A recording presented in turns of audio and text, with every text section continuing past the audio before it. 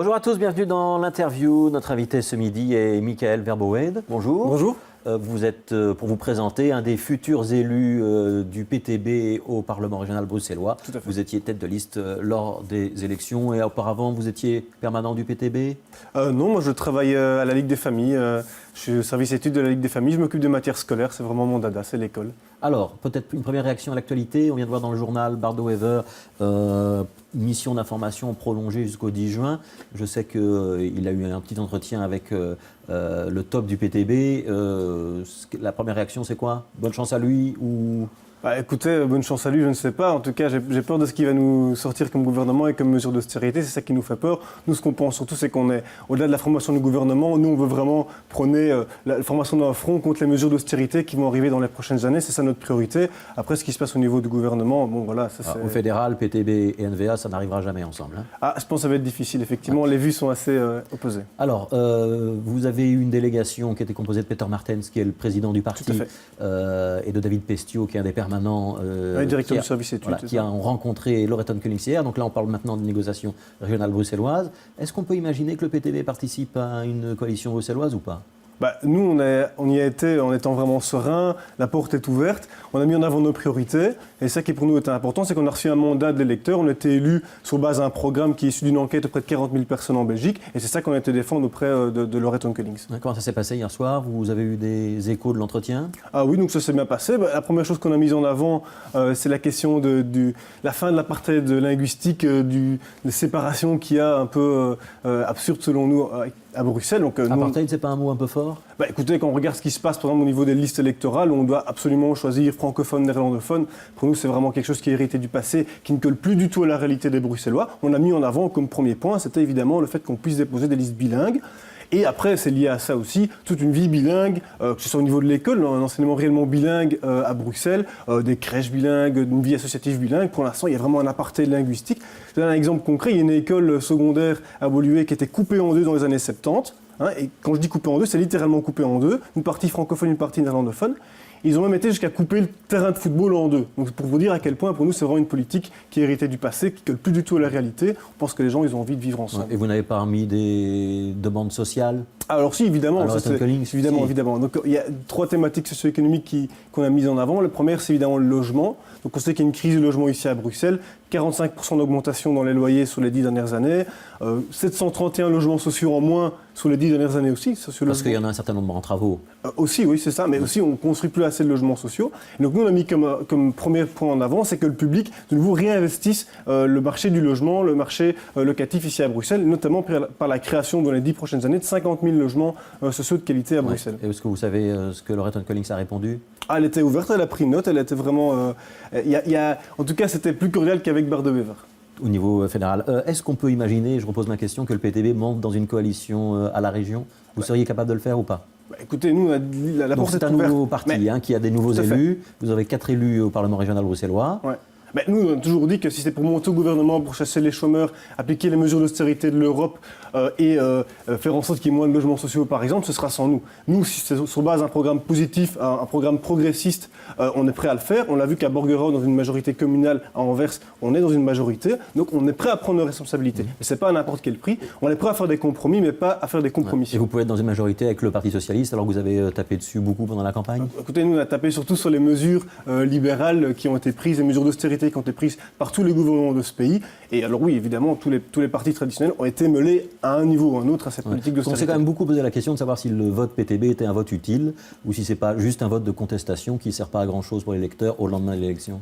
Écoutez, quand on regarde ce que les élus communaux font dans les communes, ça nous semble être un bon indicateur de comment est-ce qu'on peut travailler. On est des élus de terrain. Donc des élus qui prennent vraiment les revendications des bases sociales, des mouvements sociaux, des mouvements syndicaux, et on va les porter au conseil communal.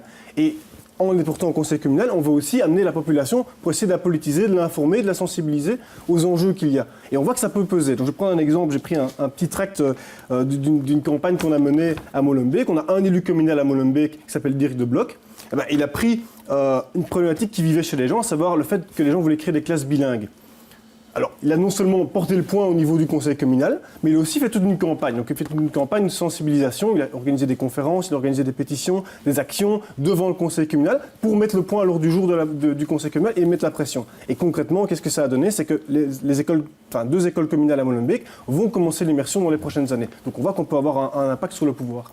Si vous êtes dans l'opposition, ce qui est quand même l'hypothèse la plus probable au Parlement régional, ce sera quel type d'opposition à laquelle il faut s'attendre? Alors, deux choses. Premier, on est des élus de dossiers. Donc moi, je suis un spécialiste de matière enseignement, matière allocation familiale. Donc les 4 élus du PTB auront chacun leur spécialité? Ah oui, évidemment. Il y a par exemple Youssef Anlichi, qui est délégué STIB, délégué CC à la STIB, au conseil d'entreprise de la STIB. Il connaît très bien le dossier de la mobilité. Claire Guérat, qui est médecin, donc elle connaît très bien les dossiers de santé publique. Donc ça, on est des élus de dossier, mais on est aussi des élus de terrain. On ne veut pas seulement être dans les cénacles parlementaires, on croit aussi très fort à la dynamique extra-parlementaire. Comme je le dis à Molenbeek, on a activé les gens pour se mobiliser avec nous, pour aller porter des points politiques au conseil communal. Ce sera un peu ça notre moteur, c'est ce qu'on va faire aussi dans les parlements régionaux.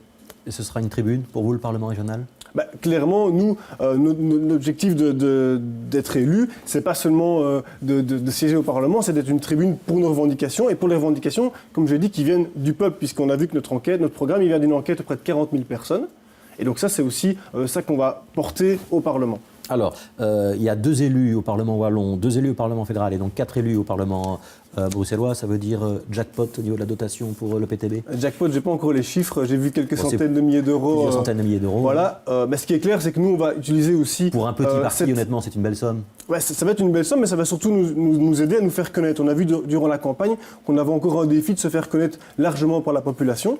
On sait que plus on est connu, plus on a de la sympathie. Donc je pense que le défi pour nous dans les prochaines années, c'est d'utiliser les tribunes aussi pour se faire connaître, et la dotation va nous aider.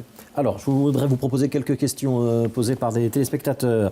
La première, par respect pour leurs électeurs, porteront-ils au Parlement les priorités de pro-Bruxelles, de Pirates et lesquelles? Alors, je rappelle, pour ceux qui ont raté un épisode, Pro-Bruxelles, Pirates, Belgique Unie, c'était des partis avec lesquels vous aviez un accord technique.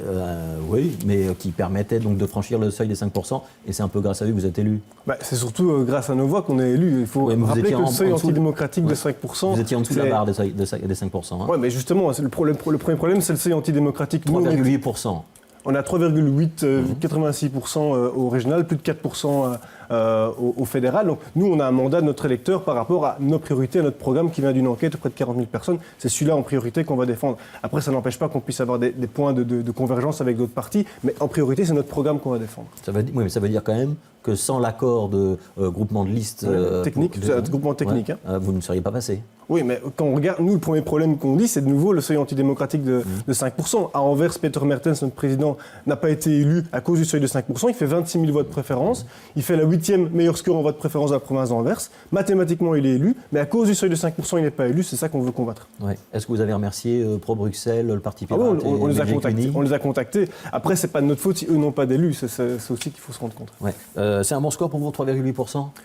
Écoutez, l'objectif, c'était de faire notre entrée dans les différents parlements du pays, avec le score qu'on a atteint... 19 000 voix au total. Hein. Oui, c'est ça. Ouais. Donc, ça, c'est ce qu'on a fait. Donc, pour nous, c'était inespéré. 1928 voix de préférence. 2928. C'est ça, oui. Vous connaissez mieux que moi. Ouais. Effectivement, c'est un score positif. Nous, on voulait faire notre entrée dans les différents parlements du pays. À Bruxelles, on envoyait 1 ou 2 élus au Parlement bruxellois.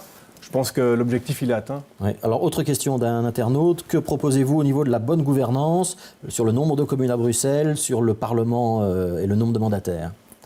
Écoutez, nous, on ne prône pas la suppression des communes et le transfert des compétences communales vers la région.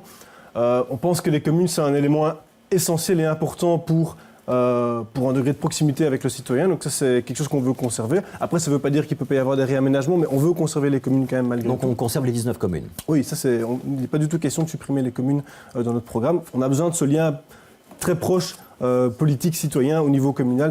Mais bon, on pense que la démocratie, c'est pas seulement les institutions, il faut aussi travailler dans la dynamique extra-parlementaire. Nous, on croit très fort dans les mouvements sociaux. On pense que ça aussi, c'est quelque chose qui va permettre d'avoir davantage de démocratie en développant les mouvements sociaux. On doit limiter le nombre de parlementaires à Bruxelles, il y en a 89. Oh, pour nous, ce n'est pas une question de nombre de parlementaires. Ce qui nous choque plus, c'est les salaires que certains ministres ou certains parlementaires ont. Nous, on l'a dit pendant la campagne et on le répète encore aujourd'hui, les élus du PTB vivront avec un salaire moyen de travailleur. Le but de faire de la politique, moi, ce sera 1 400, 1 500 euros par mois. Ça nous semble être un salaire moyen net, oui, ça nous semble être un salaire moyen de travailleur. Ça veut dire que le reste retourne au parti? Oui, pour évidemment faire le travail collectif au niveau du parti. Mais le but de la politique, de faire de la politique pour les gens du PTB, c'est pas de s'enrichir, c'est de défendre des convictions, défendre des idées, et on s'y engage. Est-ce que vous estimez que le vote est valide ou est-ce que le bug électronique est une difficulté? Écoutez, en tout cas, ça a vraiment posé un gros problème au niveau du crédit démocratique qu'on peut donner au vote électronique. Nous, notre position, c'est d'être contre le vote électronique depuis longtemps. Donc, effectivement, nous, ça nous renforce dans cette position-là. Après, je pense que ça faudra voir la validation des élections au niveau du Parlement qui aura lieu le 10 juin. Et là, vous allez voter pour ou contre la validation? Je vais voir voir le dossier concrètement. Voilà. Bon, et donc la prochaine fois, on vote en papier si vous avez votre mot à dire? En tout cas, nous, c'est notre conviction, oui, c'est ce qu'on a défendu aussi. Merci, Michael Verboët, d'avoir été l'invité de l'interview. Dans un instant, ce sera la météo avec Patrick Vermeer. Bon après-midi.